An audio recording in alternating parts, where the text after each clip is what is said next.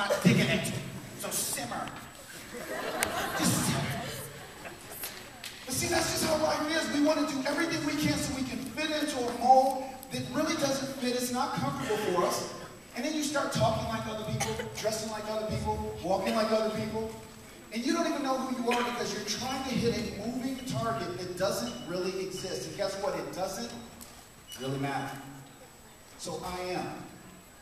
Who are you? Who are you? Who are you? I know what you're thinking right now.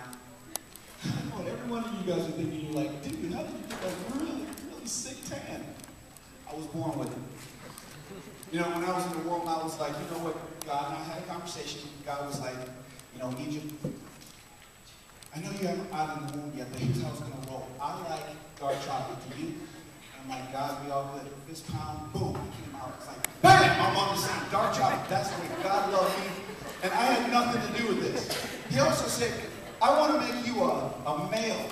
And I want to give you certain gifts. And I'm going to create you to walk in this kind of way. And I'm going to give you these talents. And you're going to have these strengths, these weaknesses.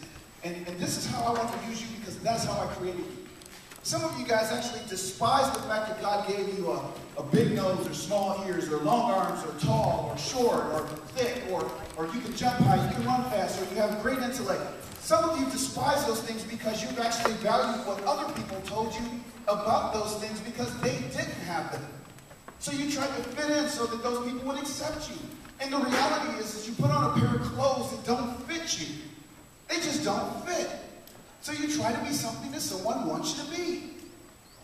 And that's just it. You've been duped. You've been punked. It's like the camera's sitting there and we're just waiting. You've been punked. Guess what? That's not really you.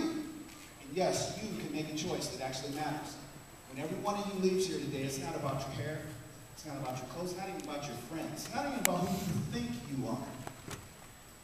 Can you honestly say, I am? Maybe for some of you, it's admitting that I am broken. You know, real peace begins when you hand over the keys as general manager of the universe. When you stop thinking that the orbit, you know, just revolves around you and everything you want to do.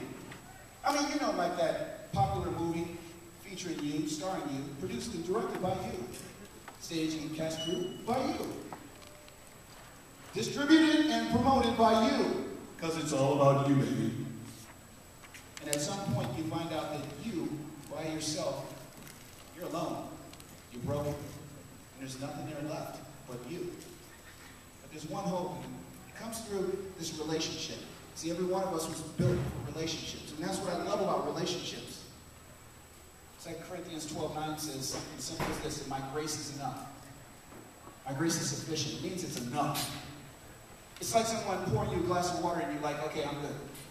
I'm really good. Okay, I'm good. And the water's like all over the table, all over the floor. Hey, I'm good. Hey, when are you going to stop? I'm good. Just keep pouring. My grace is enough. It's more than enough. It's more than you'll ever need. It's more than enough that you'll need and someone next to you will need and anyone next to you will need. And you keep pouring and pouring and pouring. So when was the last time someone said these 4 important words to you? Looked you in the eye. Maybe it's a dad. Maybe it's a mom or an uncle or grandpa or grandma, a neighbor, a teacher. I believe in you. You see, some of us have been ripped off by that. Me, I grew up in a house where I didn't have my dad.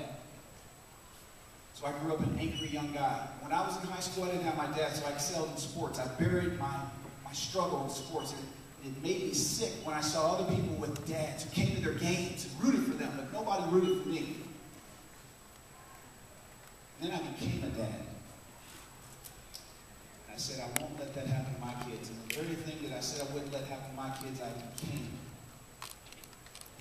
Until I started listening. It's not about me. It's not about you. Because I am available. So God, do whatever you want to do with me. I am ready.